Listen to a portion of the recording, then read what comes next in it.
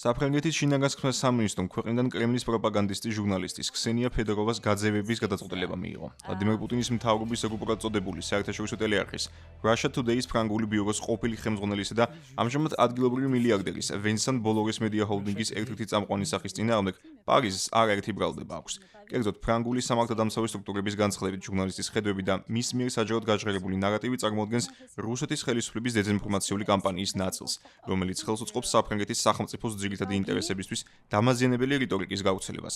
ასევე მიმართულია საზოგადოებრივ აზრზე მანიპულირებისკენ და ძირს უთხრის მოქალაქეთა ნდობას, როგორც ფრანგული ინსტიტუტების, ისე ევროკავშირისადმი. ფედოროვას ქვეყნის ტერიტორიაზე ყოფნა კი საზოგადოებრივი წესრიგისთვის განსაკუთრებულ საფრთხეს წარმოადგენს.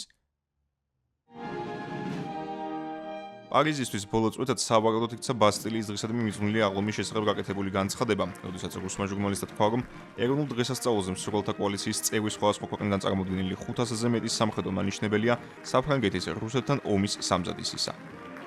ქსენია ფედოროვას თქმით, 14 ივლისი არ არის ევროპული ცერემონია, არც ნატოს აღლომი და არც მოედანი იმისთვის, რომ სიმბოლურად გაგრძელდეს ომი, ხოლო თუ კი საფრანგეთს სურს რუსეთ-უკრაინის კონფლიქტი მისი კონფლიქტიც გახდეს, ამის შესახებ ფრანგებსაც უნდა ეცნობოთ.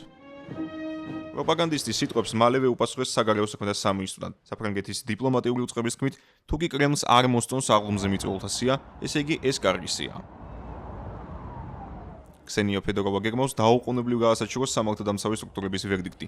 მედია საშუალებები კი, სადაც ის მუშაობს, მას სრულ მხარდაჭერას უცხადებენ და მიიჩნევენ, რომ ასეთი გადაწყვეტილებით საფრანგეთში საფრთხე ექმნება სიტყვისა და გამოხატვის თავისუფლებას. თავად რუსი ჟურნალისტი არ მიიჩნევს, რომ ვინმეს დაკვეთას ასრულებს. მისი თქმით, აქვეყნებს ანალიზს, რომელსაც შეიძლება შეედავონ, თუმცა მიუღებელია მისი აკრძალვა მხოლოდ იმის საფუძველზე, რომ იგი ვინმესთვის შემაშფოთებელია.